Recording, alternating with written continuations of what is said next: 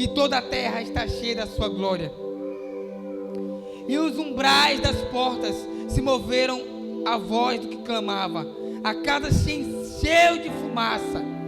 Então eu disse, Isaías: ai de mim, porque estou perdido, porque sou um homem de lábios impuros e habito no meio de um povo de impuros lábios. Os meus olhos viram o Rei, o Senhor dos exércitos. Porém, um dos serafins voou para mim, trazendo na sua mão uma brasa viva que tirara do altar com uma tenaz. E com a brasa tocou a minha boca e disse: eis que isto tocou os teus lábios, e a tua iniquidade foi tirada, e expiado o teu pecado. Depois disto, ouvi a voz do Senhor que dizia: a quem enviarei? Quem há de ir por nós? Então disse eu: eis-me aqui, envia-me a mim.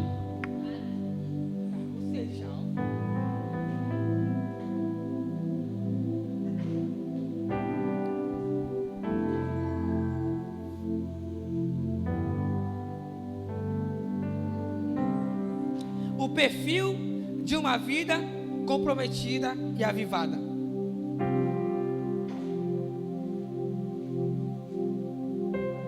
Antes de haver avivamento, Deus ele abre os céus. Isaías começa dizendo: eu vi ao Senhor. Quando Deus quer avivar um homem, uma mulher,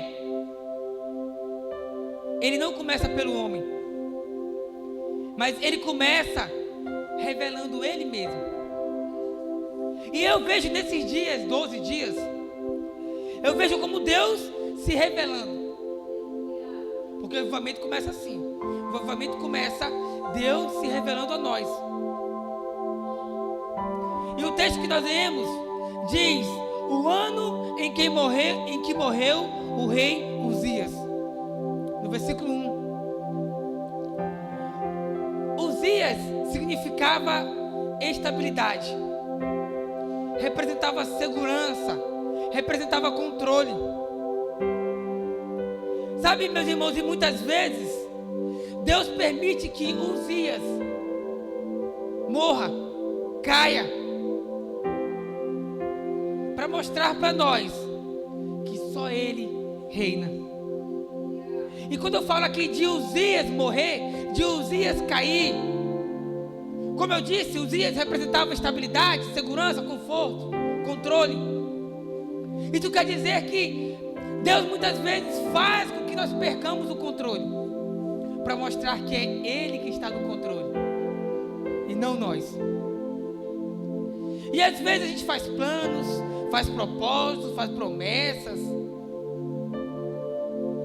planeja, mas sai do nosso controle. Só que a gente tem que entender que, por mais que saia do nosso controle, jamais, nunca saiu do controle de Deus. Nunca saiu do controle dele. E aqui, Uzias morrer, o rei morrer, o controle se perder, a segurança se perder, a estabilidade se perder, significa o quê? Significa eu sair do trono da minha vida. Significa que nós não veremos o avivamento de Deus sobre as nossas vidas se eu estiver sentado no trono do meu coração. E eu achar que as coisas acontecem porque eu sou bom, porque eu sei fazer, porque eu sou o cara, eu sei falar, oh, aleluia. Não! Eu sei fazer, eu tenho habilidade, eu tenho um dom, foi Deus que me deu, é verdade. Mas não é isso que é determinante. O que é determinante é eu saber e entregar o controle da minha vida na mão de Deus. Sabe o que isso me lembra, irmãos? Isso me lembra uma pesca maravilhosa, que os discípulos estavam pescando e não pegaram nada, passaram a noite todinha. Marcos 5. Passaram a noite toda e não pegaram nada. Nada. E aí eles estão lá, lavando as suas redes. E aí Jesus chega, Jesus vem andando lá, e eles estão lá tristes. Ó vida, ó céus, ó azar, né? Não peguei nada, e agora? O que eu vou fazer? Quem poderá me ajudar? O Chapolin Colorado.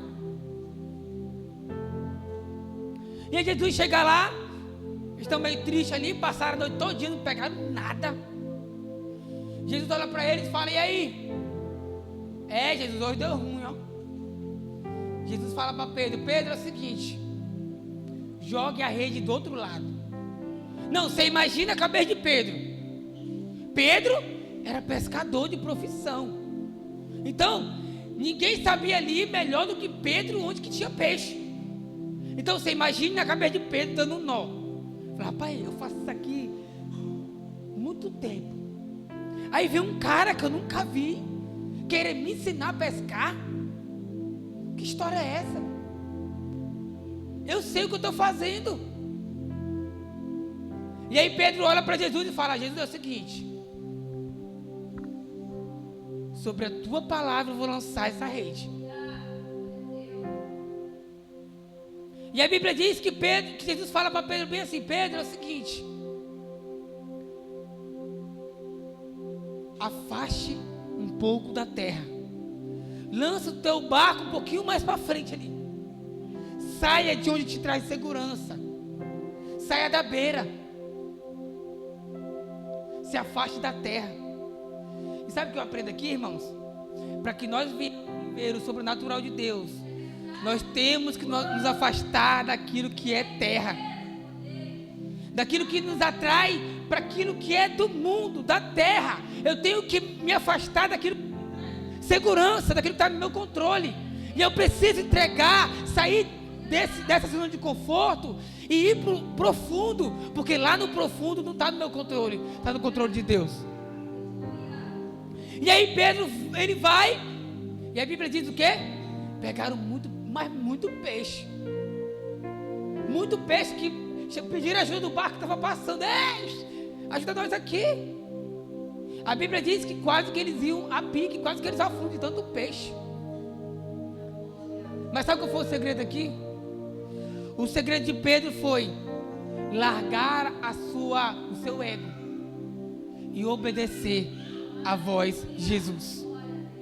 Jesus é o seguinte, eu sei onde tem peixe aqui, sei onde não tem. Eu passei a noite toda e não peguei nada. Mas sabe de uma coisa? Eu vou te dar uma moral, eu vou te obedecer, vai. E ele vai e obedece a Jesus. E o sobrenatural aconteceu. Querido, o sobrenatural começa a acontecer na nossa vida quando a gente sai do centro do nosso coração e deixa que Jesus assuma o controle de tudo.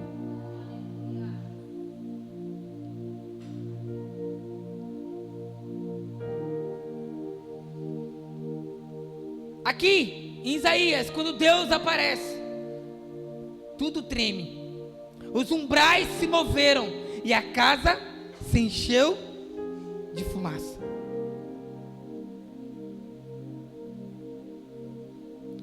A santidade de Deus não é simplesmente um atributo.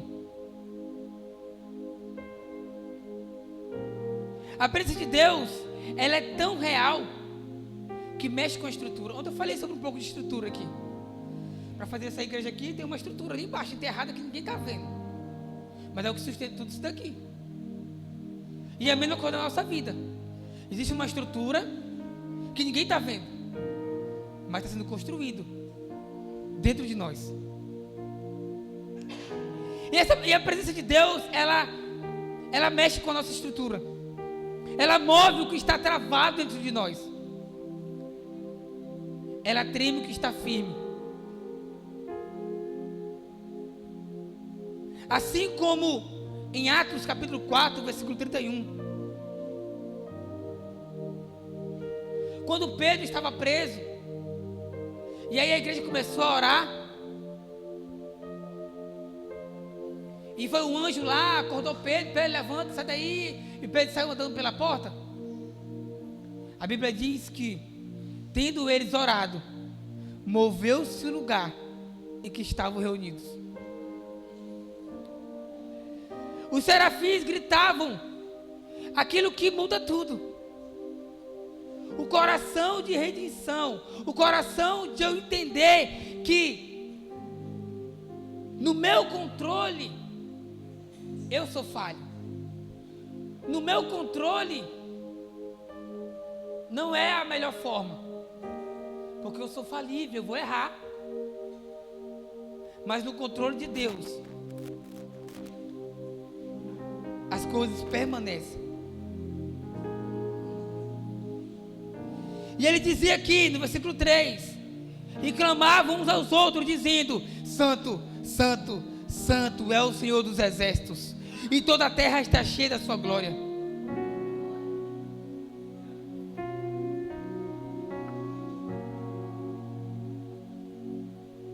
E quando nós entendemos que Deus ele é santo, isso muda muita coisa dentro de nós. Porque um ser tão santo, tão puro. Eu falei ontem aqui, Colossenses capítulo 1, versículo 27. O mistério no qual Deus quis fazer conhecer a esperança da sua glória, que é Cristo em nós. A esperança da glória. E como que um Deus tão santo escolheu habitar dentro de um homem tão pecador?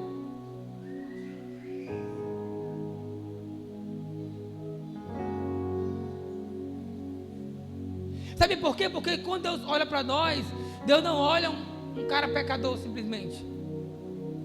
Mas Deus, é até estranho que eu vou dizer, mas é uma verdade. Deus tem fé em nós. Deus acredita em nós. O que é a fé? A fé é o firme fundamento das coisas que eu não vejo. É diferente aqui.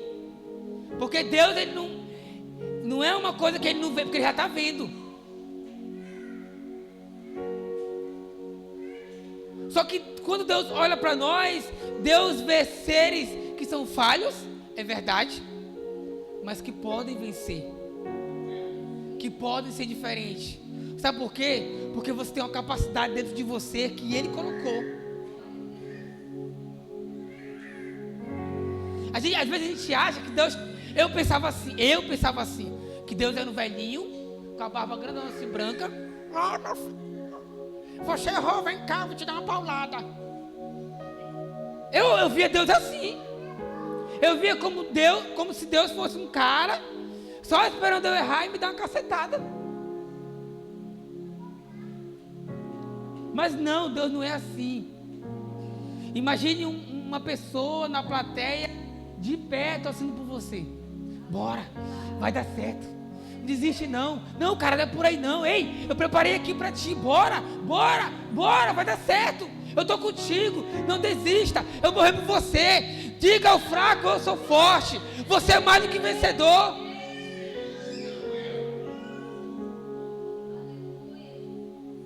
Deus não é um velhinho, nunca vai ser um velhinho, porque lá não tem tempo, lá não tem hora. Deus não é um velhinho de cabeça branca, não, que está esperando você errar para te dar uma cacetada. Não, é o contrário. Deus está lá torcendo por você. Deus é o teu fã número 1. Está todo mundo dizendo que vai dar certo? Deus está lá. Vai dar certo sim, porque eu estou contigo. Vai dar certo porque sou eu que te fortaleço.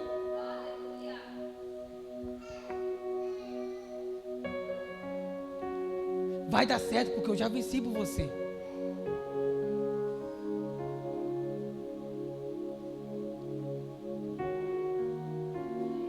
Se Deus não for o centro do nosso olhar, o fogo de Deus nunca será o centro da nossa vida. Se nós queremos viver o avivamento, nós precisamos voltar os nossos olhos para Deus. Sabe o que eu me lembro aqui? Eu me lembro aqui de Zaqueu, Lucas capítulo 19.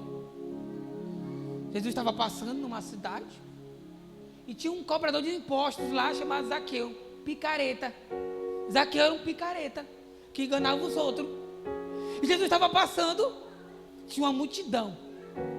A Bíblia diz que Zaqueu subiu numa árvore que ela era toda cheia de espinho. E ele subiu. E Zaqueu estava passando, aliás, Jesus estava passando, e ele olhou e falou: olha, Zaqueu, desce depressa, porque hoje me convém pousar na tua casa. Imagine só todo mundo dizendo: rapaz, olha só, quer se aparecer. Quer se aparecer, meu amigo? Coloca a melancia na cabeça e sai correndo no meio da rua.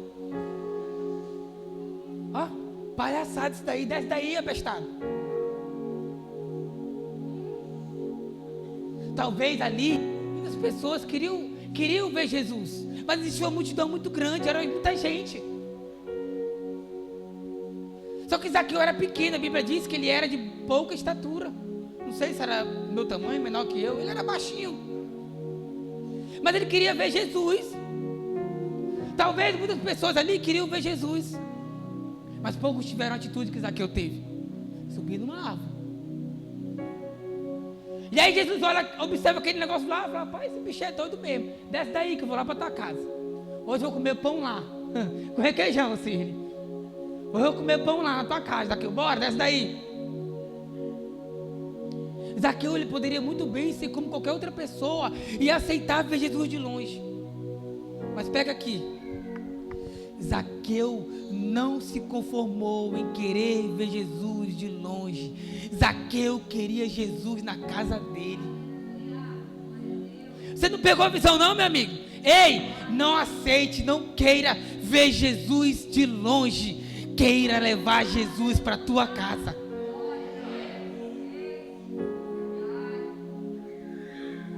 Talvez nós, até hoje, nós estávamos como no meio da multidão. Cadê? É aquele ali que é Jesus? É aquele ali? É aquele ali? Ei, faça igual o Zaqueu, dá uma de doido mesmo. Jesus é o seguinte: bora lá em casa. Não tem muita coisa não, tem só uma farofa de ovo. Bora, Jesus, para lá para casa. Jesus, eu durmo no chão, estou dormindo na minha cama, bora. A gente tem duas escolhas. Ou a gente vai viver uma vida só de telespectador e ficar olhando Jesus passar, ou eu vou querer Jesus comigo. E sabe, irmãos, aqui quer dizer o quê? Aqui quer dizer intimidade com Deus.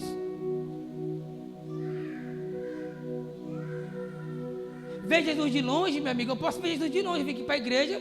Olha, Jesus manifestou ali, é legal. Não, Jesus quer estar lá na tua casa. Ele quer se manifestar na tua vida lá na tua casa.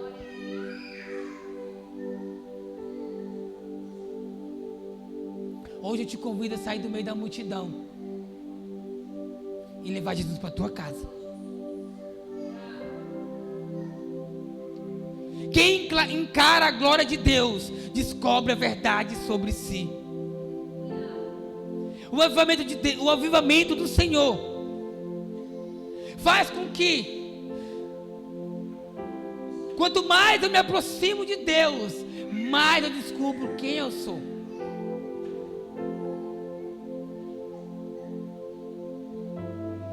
Isaías falou o quê? Ai de mim. Falou: rapaz, tô frito, tô ferrado. Coitado de mim. Quem sou eu? Quem sou eu?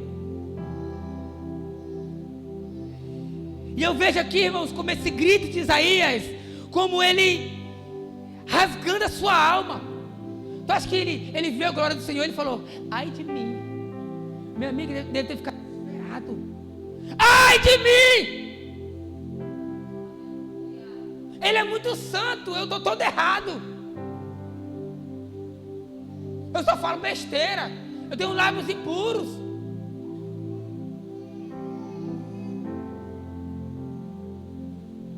E aqui a gente aprende que, em Isaías aqui, que o avivamento não começa com alegria. O avivamento começa com quebrantamento. Isaías quebrantou. Isaías não ficou rindo. Olha lá, Jesus, olha a glória. Ele não começou a dançar, ele não ficou correndo. Ele rasgou a sua alma.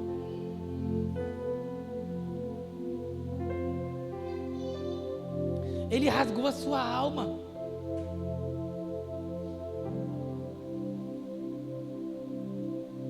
Ele tinha convicção. Convicção não é condenação, mas é libertação. Isaías não se sentiu condenado. Ele podia falar: agora ferrou, acabou para mim. Já era, não tem mais jeito para mim não. Acabou para mim, não tem mais jeito, né? Eu sou um picareta mesmo e tal, e vou ficar nessa, e eu vou morrer com a boca podre. Essa convicção dele não foi para ele ser condenado, para ele ser liberto, para ele ser transformado. Ele se torna ali um alvo da purificação de Deus. A presença revela, não para nos destruir, mas para nos curar, para nos transformar, para nos libertar. O Espírito, ele revela algo a nós antes de nos enviar. Ninguém prega sem antes ser quebrado. Ninguém cura sem antes ter sido curado. Ninguém carrega o fogo sem antes ter sido queimado por ele.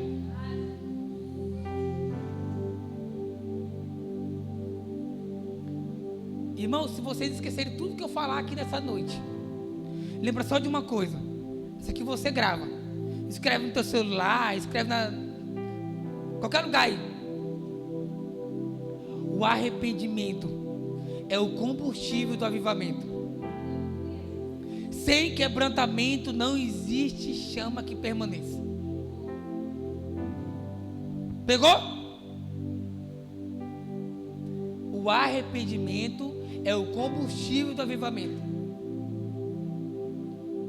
Sem quebrantamento não existe chama que permaneça. Vai virar um monte de brasinha, tudo só, tem nem faísca mais, nem fumaça, só cinza.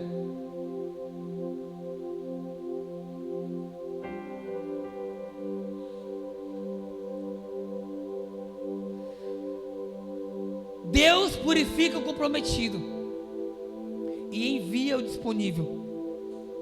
O trono revelou, o quebrantamento expôs ele, e o altar cura. E aí a Bíblia diz que um serafim tocou meus lábios com uma brasa viva. A brasa viva, ela não veio para destruir. Deus poderia destruir ele? Poderia. Mas a brasa viva veio para habilitar ele. Eu quero profetizar na tua vida nessa noite que a brasa do Senhor vem para habilitar você. O altar não é lugar de morte para quem se entrega, é lugar de renovo, restauração e capacitação. O fogo, ele não serve para nos rejeitar. O fogo serve para nos refinar, deixar mais puro, mais caro. Depois que Isaías é tocado por Deus, ele muda o discurso. Antes de ele ser incendiado por essa presença, ele diz: ai de mim. Depois ele muda, ele fala: eis-me aqui. Sempre que Deus toca alguém, essa pessoa muda de postura, essa pessoa muda de comportamento, essa pessoa muda de vida.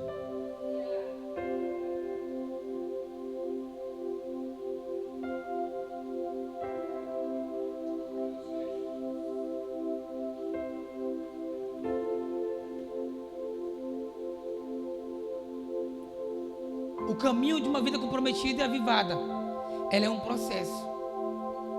Começa com uma visão. Eu vi o Senhor Depois, quebrantamento. Ai de mim. Depois, uma vida de purificação. Tocou os meus lábios. Depois, eu dou uma resposta para isso.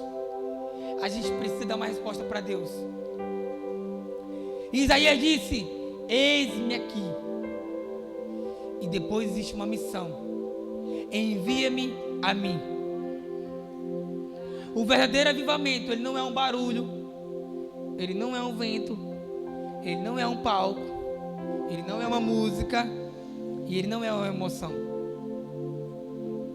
O verdadeiro avivamento é Deus queimando um homem por dentro, até que ele possa dizer: Senhor, a minha vida é tua por inteiro. Quem vê o trono se rende. Quem toca o altar se purifica. Quem ouve a voz se entrega. E quem se entrega carrega a glória.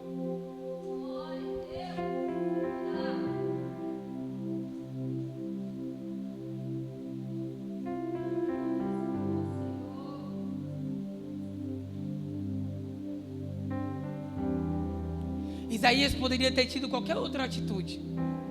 Ter corrido. Não, vou sair correndo aqui porque é demais para mim isso aí. Isso aí é para mim, não aguento isso não. Isaías podia ter entrado na acusação da sua mente. Eu estou errado mesmo. Eu sou ruim mesmo. Não tem jeito para mim mesmo. Já era para mim mesmo. Eu tenho que morrer mesmo. Ele poderia ter tomado essa atitude? Poderia.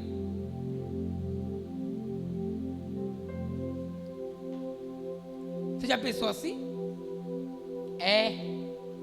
Não tem jeito pra mim mais não. Tô todo errado. Eu sou um pecador, picareta, engano todo mundo. Não tem jeito mais pra mim não.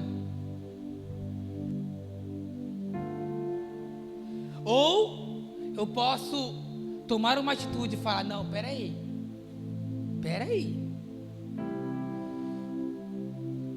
É verdade. Estou todo errado. Mas essa presença pode me transformar. Essa glória pode me consumir.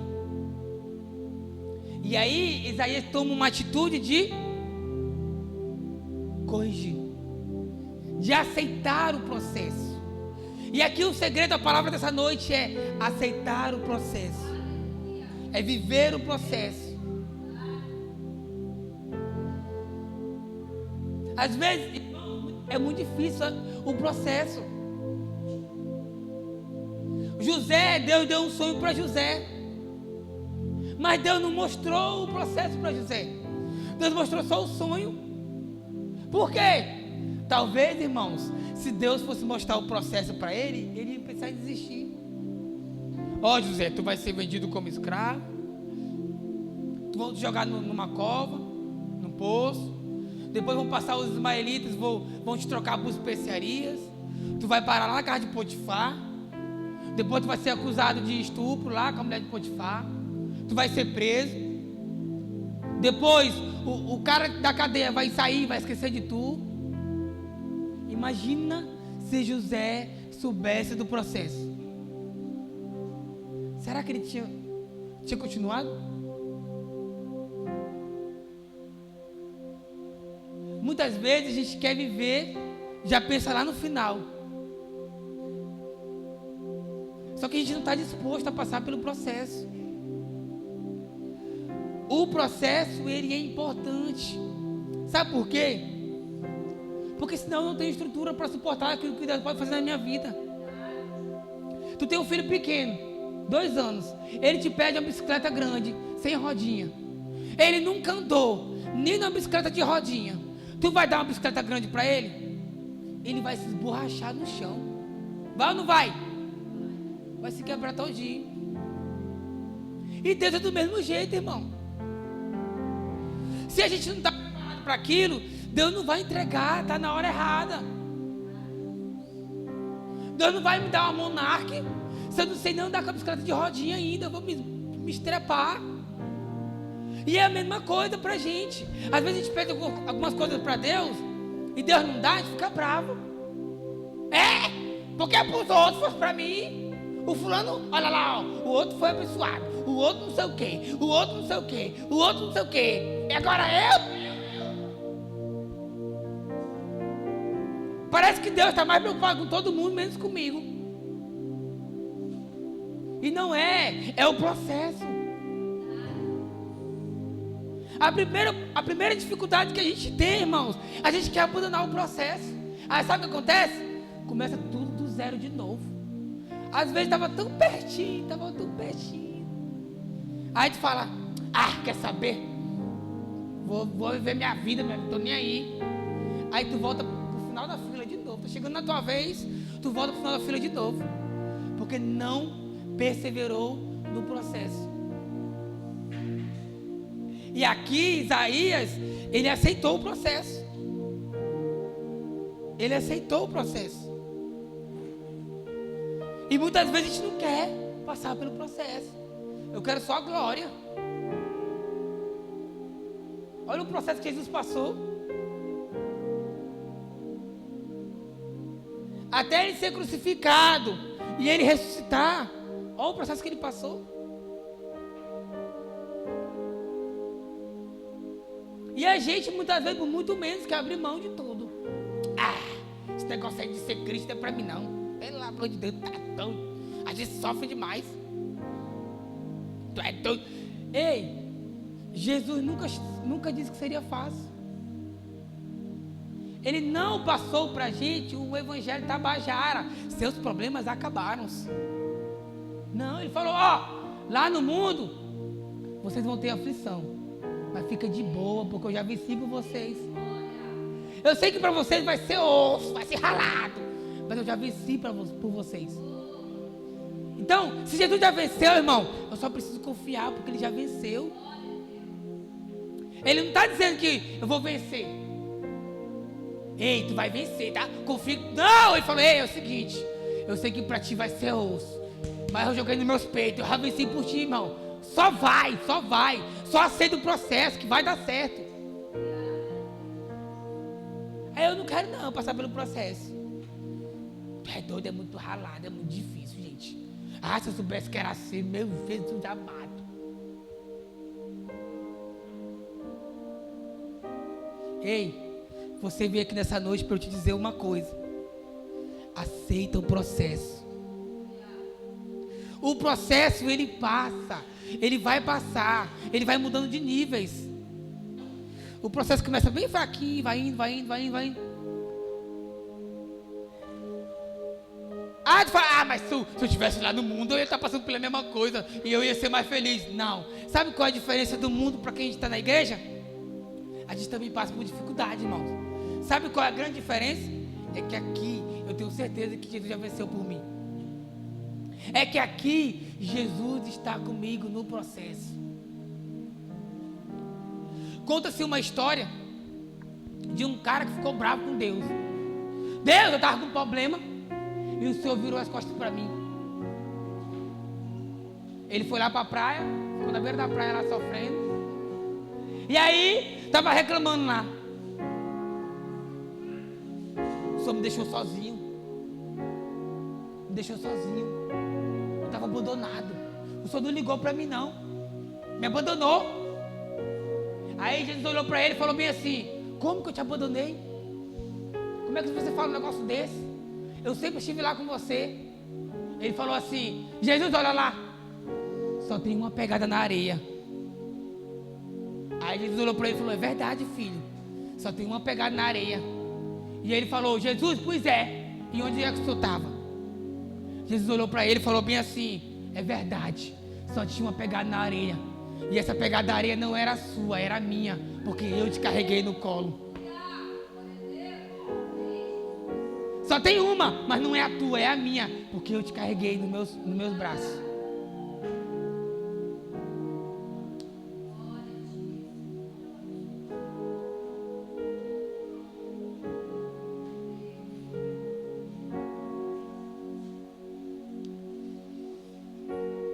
Irmãos,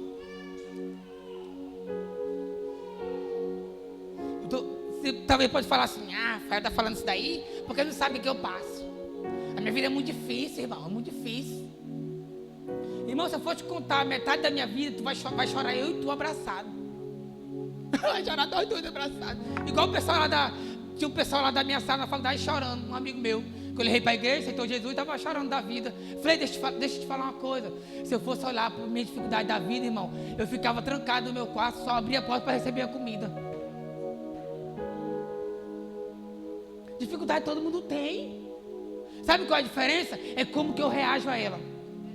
Ou eu vou ficar me sentindo coitadinho, ou eu vou para cima. Ei, dificuldade é o seguinte, não, papeia aqui. Não vou me entregar não. Não papeia. Mas eu não vou me entregar. Vai dar certo porque Jesus está comigo.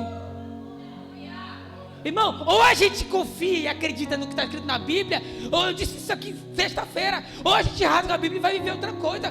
Sabe por quê? Porque se está escrito na Bíblia, Deus diz, Deus é fiel, vai cumprir e Ele não muda. Se está escrito na Bíblia, então já é, mano, só confia e vai, fecha o olho e vai.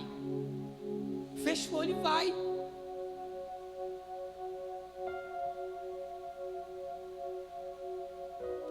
O pastor Márcio falou aqui um pedaço do meu testemunho. Eu contei um pedaço na sexta-feira. Não sei se vocês estavam aqui, alguns acho que não estavam, que eu não me lembro. Também não me lembro de todo mundo, né? Mas eu nasci em 6 meses.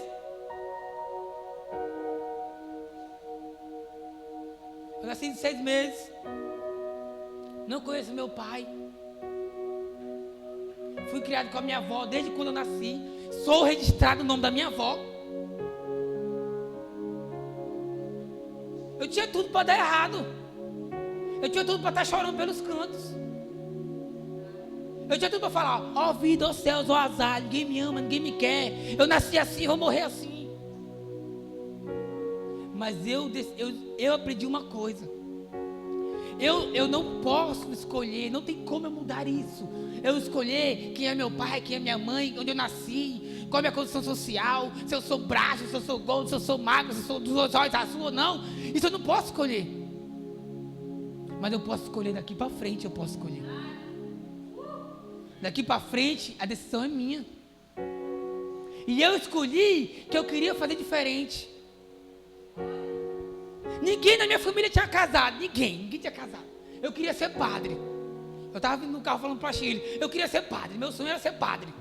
Em nome de pai, eu queria ser padre, porque eu gostava de falar de Deus, aquele negócio tudo, de ler a palavra e tal. Eu fui coroinha, ficava lá do lado do padre. O meu sonho era entregar a hóstia, ele não deixava. Não sei porquê.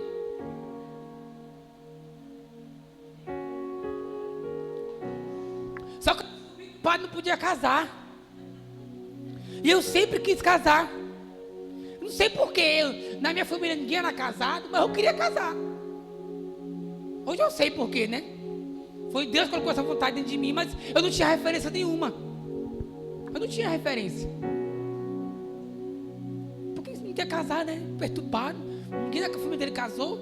Todo mundo foi assim, amontoado, foi juntando, foi aglutinado, foi erro! Foi desse jeito. E por que ele quer casar? Não sei, eu queria casar. Eu queria.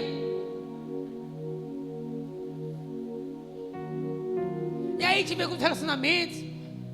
Tive um relacionamento de 6 anos com uma menina lá, que eu vivia numa bolha. Não deu certo. Noivei, não deu certo. Lembra aí, pastor Márcio? Não deu certo. Pastor Márcio, para quem não sabe, me discipulou acho que mais de 10 anos, me aturando, e eu aturando ele.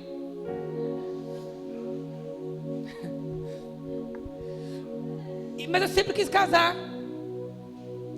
E eu casei, irmãos, com 27 anos, casei virgem.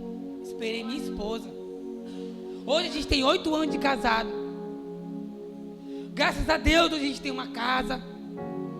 Comprei o terreno do lado, que é na esquina. Hoje eu ando num carro, minha esposa anda no outro. Mas isso aí, irmão, é só Jesus que faz isso daí. Porque se você me perguntar quanto eu ganho, eu vou falar: mentira, tá roubando, tá vendendo droga. É Deus que faz, irmãos. É Deus que faz. Irmão, olha só, cara, se isso aqui não for Deus, o diabo é que não é. Uma pessoa, eu não vou dizer o nome, né? Mas uma pessoa, eu precisava comprar minha casa, eu tinha que dar uma entrada. uma pessoa me deu, dado 35 mil, e eu comprei a minha casa. Eu dei a entrada lá e estou pagando parcelada da promissória. Ei, ninguém faz isso não, tá? Estou pagando na promissória, sem juros. Vou acabar de pagar em 2031. E estou lá pagando.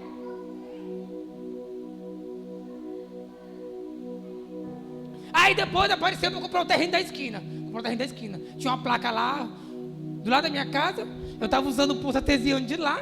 Eu falei, rapaz, se eu for cavar um poço artesiano aqui, é 8 mil reais. E aí é melhor eu pegar esse 8 mil reais que eu cavar um poço aqui, eu compro logo aquele terreno do lado. É mesmo? É. Eu tinha uma moto, uma Factor 2021, uma Factor 150 da Yamaha. E aí eu liguei pro cara lá do outro lado do terreno. Falei, quanto é que tu quer no terreno? Eu quero 120. Eu falei, é mesmo, é? É o seguinte, eu vou te fazer uma proposta aí. Eu te dou 20 mil de entrada. Aí ele falou, não, rapaz, tem que ver, porque tem um cara ali que me ofereceu 30. Eu falei, a minha esposa falou pra ele bem assim, mas tu tá ligado que isso aí vai ser nosso, né?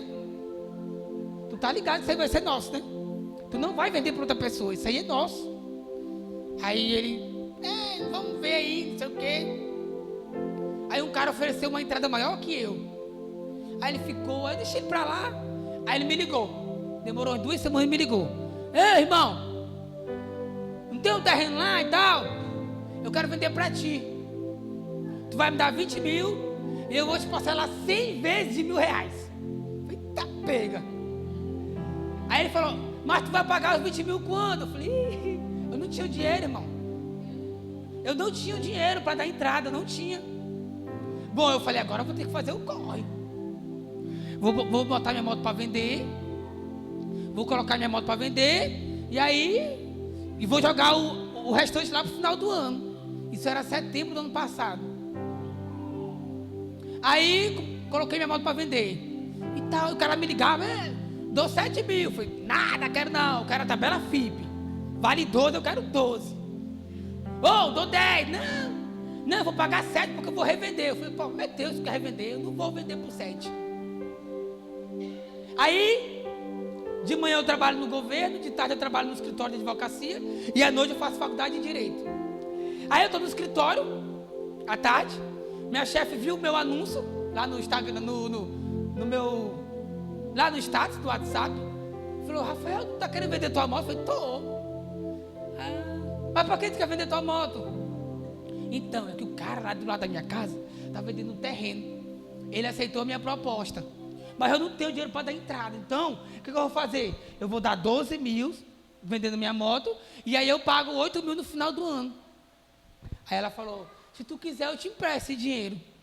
Eu falei, é nada. Eu te empresto. Sério mesmo? Sério. Me dá teu Pix aí. Tem! 12 mil reais. Fui lá com o cara, falei, mano, é o seguinte. Não tenho 20 não, mas eu tenho 12. Cadê os 20 baixo? Não, eu tenho 12.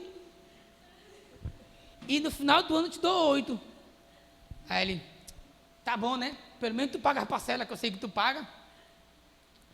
Porque o dono do terreno da esquina era o corretor que me ajudou a comprar a casa. Então eu já sabia que, né? Que eu estava pagando e tal.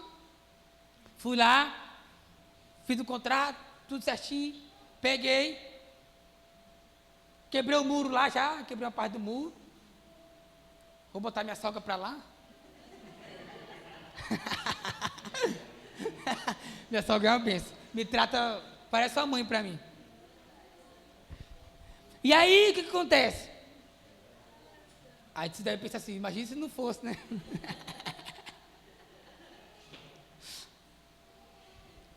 Aí, estava chegando o final do ano. Falei, meu Deus, e agora? Eu tenho que pagar 8 mil. Eu tenho que pagar 8 mil, tenho que pagar 8 mil, e agora, meu Deus, e agora, e agora, e agora? Eu falei, mas rapaz, mas é o seguinte, esse dinheiro vai brotar de algum lugar. Aí eu falei com a minha esposa, falei, já tá ligado que o teu 10º já tem compromisso, né? O teu 10º é meu, minha sogra, o seu 10º é meu, minhas férias, tinha pedido um monte de coisa para juntar tudo lá, mas ainda não dava 8 mil. Falei, agora, Jesus. Aí o meu chefe lá do órgão falou, é o seguinte, esse ano a gente bateu uma meta aí, E aí, tá sobrando dinheiro aqui, eu vou dar uma bonificação para todos os servidores de R$5.000. Falou, Jesus, olha minha parcela aí, ó. E aí, o órgão público com o qual eu trabalho, deu uma bonificação para cada servidor de R$5.000 a mais em dezembro. Eu falei, glória. Aí eu fui lá com o homem do terreno, paguei, foi 10, não foi 8 não, paguei logo, foi 10. E estou pagando o terreno, estou pagando. Irmão, se não for assim, se a gente não colocar nossa fé, não vai. Fui fazer a faculdade de Direito. Tinha dinheiro para pagar? Não tinha dinheiro para pagar a faculdade. Fui lá, liguei na faculdade, falei, quanto é que está a mensalidade? Ela falou, 2.000. Falei, tá ficando doido, né? Quanto que é não, era 1.000, era 1.800. Quanto que é a matrícula? Ah, não, a matrícula é 180. Falei, tá bom. E a mensalidade? Ah, se eu for pagar até o dia tal, cai pela metade. Quanto é que é a metade? 900 e pouco. Falei, tá doido? Eu falei, rapaz, eu vou dar mais esse par de fé. Vou fazer. Fiz minha inscrição, paguei 180. Fui lá, fiz minha inscrição, fiz tudo. Estou matriculado. Eu já estava pensando, vai chegar a mensalidade. O que eu fiz? Fui atrás de estágio. Eu falei, rapaz, eu consigo um estágio, com o dinheiro do estágio eu pago a faculdade. E eu consegui um estágio. Eu comecei a estagiar antes de começar a faculdade. Tu faz direito? Não, eu vou começar, mas já sou estagiário. E assim foi. Hoje eu estou indo para o 6º período da faculdade e estou estagiando desde o 1º período. E com o dinheiro da faculdade, eu pago, com o dinheiro do estágio, eu pago a faculdade. E um detalhe, eu troquei de escritório, irmão, porque no primeiro era bom, mas era ruim. Por quê? Atrasava demais, o valor era pouquinho. Aí, a minha esposa conversou com uma pessoa lá que eu conhecia, também, que era advogado, falou, não tem uma vaga de estagiário aí não para o Rafael? Porque lá no outro, coitado, ele recebe, já é pouquinho, ele recebe parcelado. Ela falou, manda ele vir aí. E eu fui. Estou lá até hoje. Aprendo muito lá naquele lugar. E é a minha chefe que me emprestou o dinheiro para comprar o terreno, olha só. Lá no outro, irmão, se eu estivesse lá no outro, infelizmente, aquela minha outra chefe lá, ela não tinha como ter me emprestado o dinheiro. Mas essa nova aí me emprestou. Para a gente entender como é que Deus faz as coisas. Então, muitas vezes aí às vezes eu paro assim e falo, caramba, eu estou cansado. A minha rotina é pesada, o pastor Mário sabe. Quando ele vai lá em Porto Velho, para ele encontrar comigo, é uma luta. É uma luta. Porque ele dorme cedo, né? 10 horas ele está bem assim já, dormindo sentado. E aí eu saio da faculdade 10 horas. Eu saio de casa 6h30. Aí fico até 1h30 na defensoria pública. Aí de lá vou para o escritório, do escritório vou para a faculdade. É a semana toda assim. Final de semana, eu sou líder da rede de adolescentes lá da igreja. E o final de semana passa voando, né? Rapaz, não era sexta, amanhã já é segunda. É. E aí, quando eu penso em reclamar, eu falo, caramba, eu pedi para Deus isso daqui. E às vezes a gente faz isso, sabia? Às vezes a gente reclama da vida, mas você está vivendo o que você pediu para Deus um dia. Poxa Deus, eu queria um trabalho assim, que eu ganhasse X. Poxa Deus, eu queria isso. Deus te deu, irmão. E agora está reclamando. De novo eu tenho que ir para aquele trabalho, meu Deus do céu. Não suporto mais olhar para a cara daquelas pessoas. Só que você está vivendo o que você pediu para Deus e você está reclamando. Por quê? Porque a gente sempre vai reclamar. Você andava de bicicleta, aí estava lá, ai meu Deus, ai bicicleta, pelo amor de Deus, um dia eu vou comprar uma moto. Aí tu comprou uma moto. Eu tô andando de moto lá. Aí, tem que botar gasolina. Tem que pagar documento. Não, tem que não sei o quê. Mas um dia eu vou sair da moto, senhor. Aí você compra um carro. Agora eu tô de carro. Mas carro bebe mais. Carro consome mais gasolina. Tem que botar gasolina. Tem que pagar documento. Tem que não sei o quê. Aí tu compra um caminhão. Ah, porque o caminhão não sei o que, o pneu é caro. E não sei o que. Aí tu compra um avião. Aí tem que pagar o piloto. Aí tem que pagar para estacionar. Tem que pagar. A gente reclama de tudo. Nunca tá bom pra gente. Nunca tá bom. Não é assim? Um dia eu estava a pé, outro dia eu estava de bicicleta, outro dia eu estava de moto, outro dia eu estava de carro. A gente não consegue olhar as coisas boas disso. Irmão, se tu tem uma moto, se tu tem um carro, Deus te deu, Deus vai sustentar isso na tua vida. Sabe por quê? Porque você está sendo ingrato com aquilo que você pediu para Deus, Deus te deu e agora tu reclama. E, ei, uma vida avivada, Isaías podia reclamar aqui? Podia. Todo errado. Mas ainda ia reclamar, né? Ele poderia ter reclamado, mesmo errado. Ai, essa abraça muito queimou minha boca. Tenha um coração grato em Deus. Tenha um coração grato em Deus. Saiba passar pelo processo. O processo faz parte do propósito.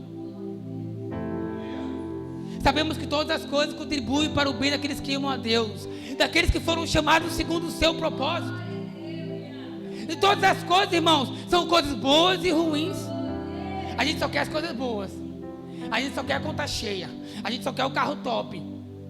Mas quando tudo está ruim, também faz parte do processo para o propósito.